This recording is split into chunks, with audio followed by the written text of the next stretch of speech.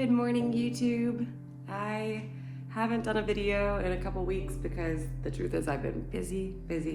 But you know what? I thought this morning, why don't I just take you around to see what I'm doing in the morning? So as you can hear, maybe I have some meowing babies at my feet. Hi! You guys seem like you might be ready for breakfast. That's Tootsie Roll. And that one's Circus Peanut. Circus Peanut is also very social, but I'll tell you, Tootsie is the one with the mouth. Tootsie Roll is one of the most talkative kittens I think I've ever fostered. She really likes to let me know when breakfast is running a little bit too late. And she will climb any mountain to get what she wants. These two are besties, and they are just about a week out from getting sterilized and then getting adopted. So we're gonna feed them, and then we're gonna feed my little puppies who are in here. I've got two little pug puppies. Okay, I understand. Your food is late. All right, who's hungry? You ready to eat?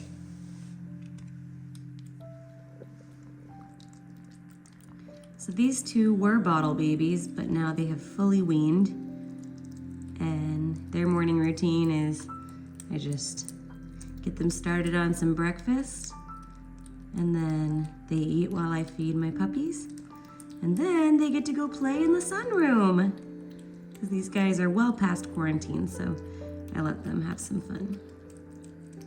All right, so while you guys are eating, let's go and feed the puppies. Okay, time to feed Martin. The first thing that I do is I help him go potty. So just like orphaned kittens, orphaned puppies have to be stimulated to go potty. So I just help him pee, and if he needs to poop, I help him poop. Do you need to poop? Martin and Amelia are orphaned puppies who were brought into a hospital together with no mom.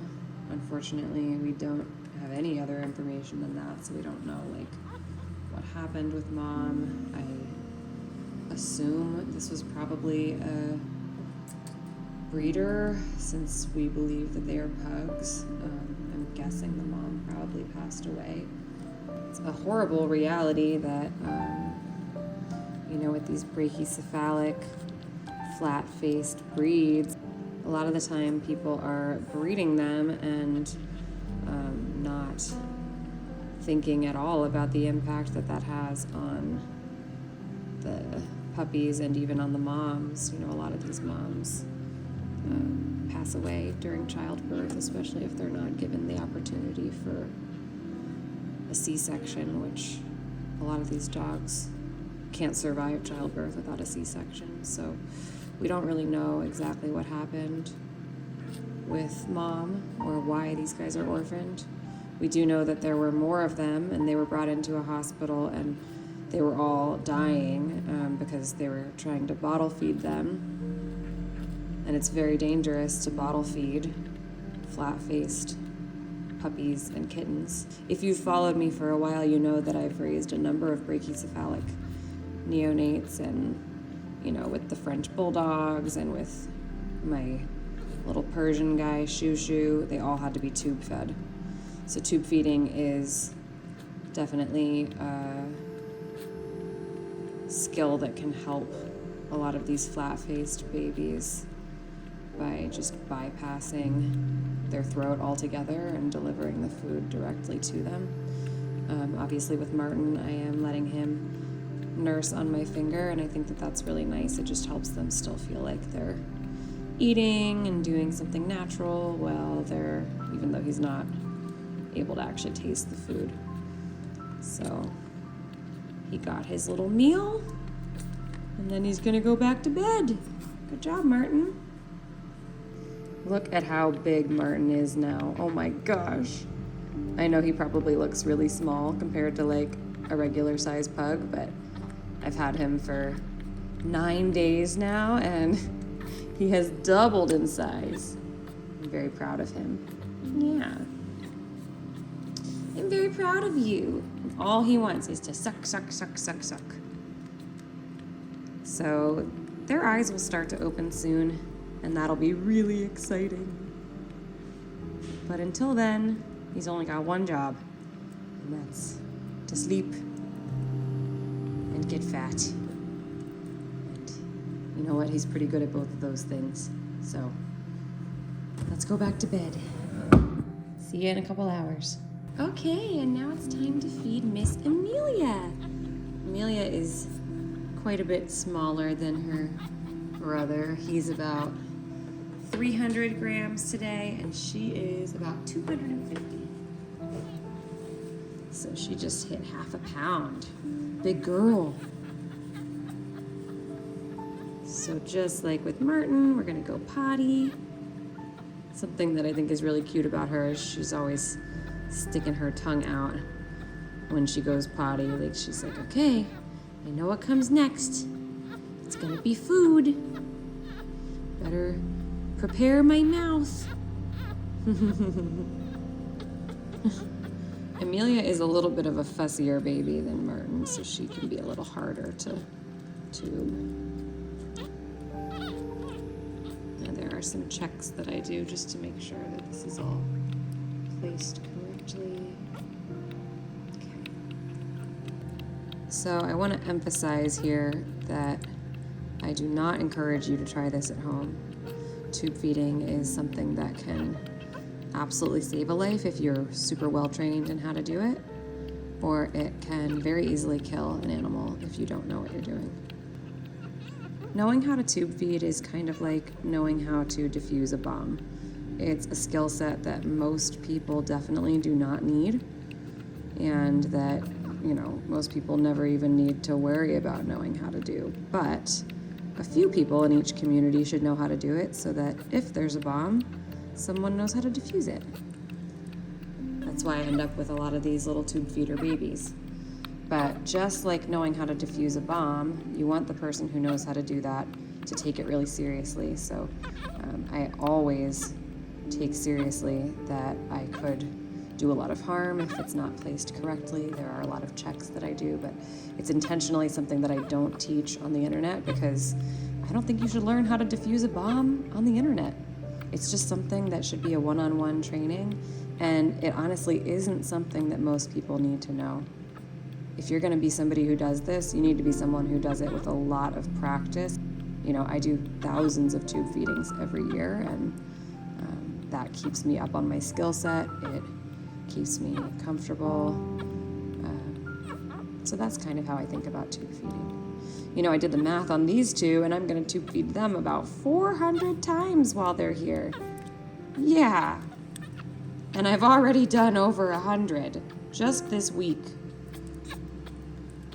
And that is how we've gone from tiny to slightly less tiny. Good job, Amelia. You had a good breakfast, and now it's time to settle down and go back to sleep. It's fun to see how much energy they're starting to get. I can't wait until they open their eyes and start being able to really walk around and interact.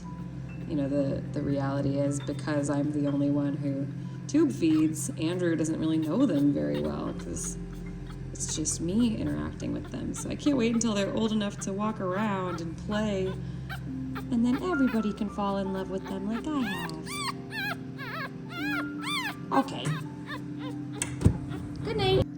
I know people can be surprised to see me with puppies. The reality is that I only said yes to these two because there is nobody else who can say yes to them. They came into the hospital and then went to the shelter, and there's nobody who tube feeds there. So it was sort of euthanasia or me. And I feel really passionately about doing this work because I'm so comfortable now. I mean, I still take it very seriously, but because I do this so much, it feels like a real gift to be able to say yes to something that other people won't say yes to. You know, and the reality is there's a lot of people who can do bottle baby kittens now, which is amazing, but not a lot of people who can do these little brachycephalic orphans. So I think that's how I'm kind of finding myself becoming the flat-faced tube feeder baby lady. Doesn't have quite the same ring as kitten lady. But of course, kittens will always be my main focus.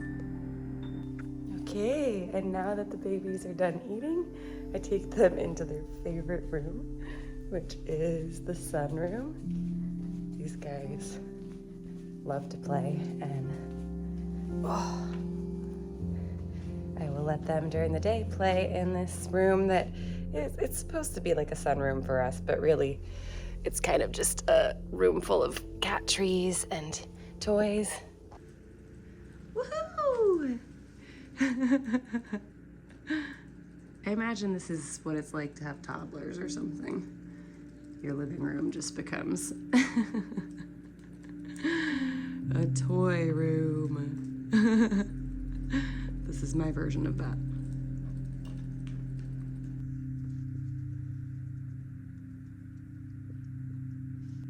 Tootsie roll. Hi. Hi. What? Oh. I can't wait until you can get to know the puppies like this. Mm-hmm. Exciting. They're gonna love me.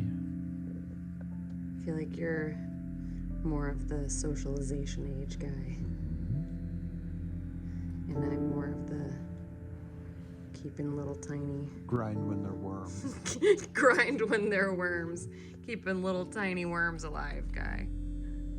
Okay, I've got a bunch more work to do, but thanks for hanging out with me this morning.